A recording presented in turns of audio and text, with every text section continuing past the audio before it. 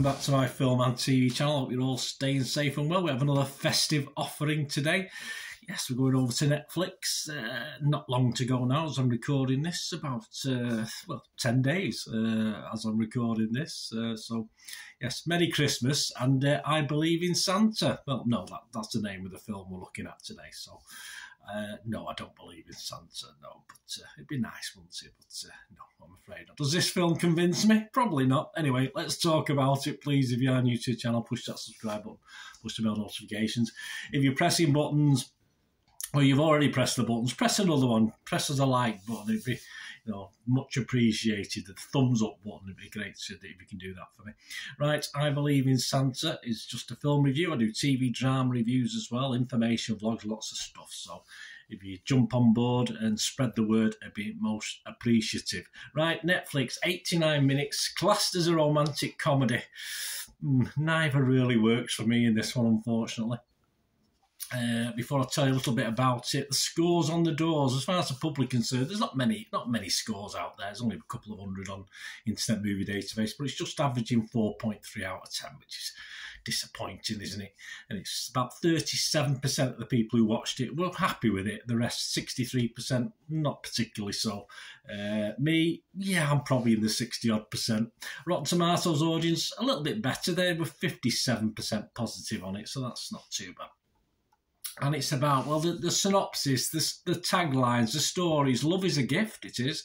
But when you find out the man you've fallen for still believes in Santa, I think you'd run a mile, don't you? Do you accept it or send it back? Well, I'd probably send it back. But yeah, it's give and take in this world, isn't it? And I just found one of the characters in this took a lot of taking, and he didn't give much up. And the fact I said him probably says a lot. But it's a film. It's not real life. It's not a documentary, so I shouldn't get too head up about it, but that's how I sometimes watch these sort of things. There's two main guys in it. Stars John Ducey, okay, and Christina Moore, a bit better in this one. And let's have a look at what the critics are thinking. Well, I've got two at this point in time. I'm recording this on the 15th of December at 11 AM UK time. Just a couple of critics have made a note. Brett White from the Decider website said, there are times when the movie hits the room level of disorienting, where the movie is telling you one thing but unintentionally showing you something completely different. Well, I don't know what Brett's done there, to be honest with you. But anyway, that's Brett's feelings on it. Roger Moore from Movie Nation is a little bit more logical in his statements. He said it fails to warm the heart, wrap us in romance, salve us with sentiment, or tickle the funny bone. Like too many of these mass-production holiday pictures, it's just filler. Yes, I found Roger Moore a little bit miserable lately on some of the Christmas films, but I think on this one I would have to sort of agree with him. So, yes, it's only a short one today. I'm not going to give this a mark because it's Christmas and I don't want to be cruel to it. So, excuse me, and I've got a bad cough. So I'm not going to give it a mark, but yeah, I wasn't overly impressed. Would it have been better perhaps without John Ducey?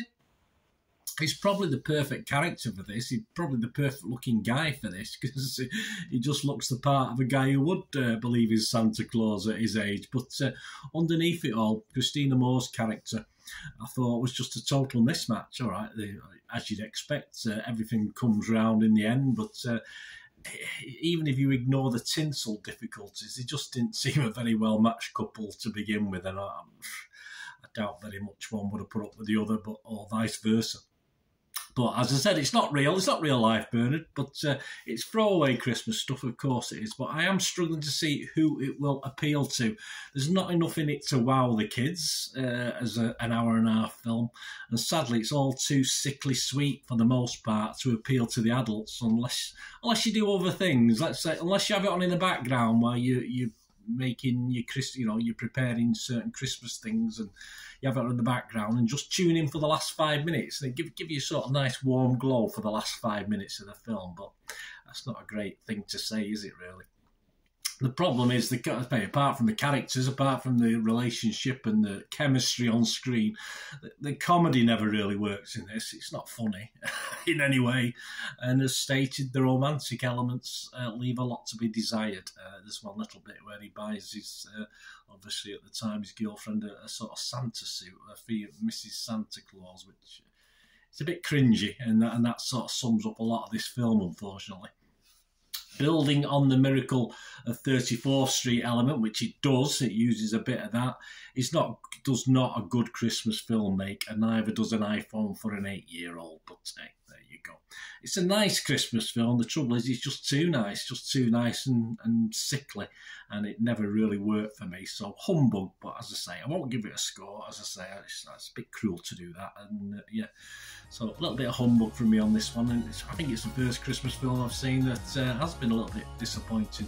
I've probably seen about 6 or 7 there so far. Anyway, thanks for watching, guys. Let me know what you think, and it'd be great to hear from you. And happy Christmas, and have a great Christmas anyway. All the best, and hope to hear from you soon. Thanks for watching, guys. Till we meet again. Stay safe, everyone. Bye for now.